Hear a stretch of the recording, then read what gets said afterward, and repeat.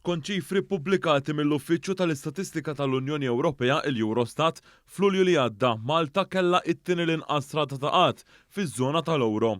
Ir-rata tal-qatt f'Malta li qiegħda 2.9% tisboq sew ir-rata medja tal-qatt tal-pajjiżi fiż-żona tal-Ewro li hija ta' 6.6% iżjed mid-doppju tar-rata ta' pajjiżna.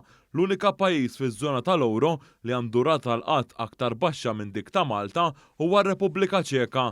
Il-Ġermanja għandha l-istess rata ta' qatt daqs Malta, jiġifieri ta' 2.9%. Il-pajjiżi li għandhom l-ogħla rati tal-qatt huma Spanja, il-Greċja u Ċipru.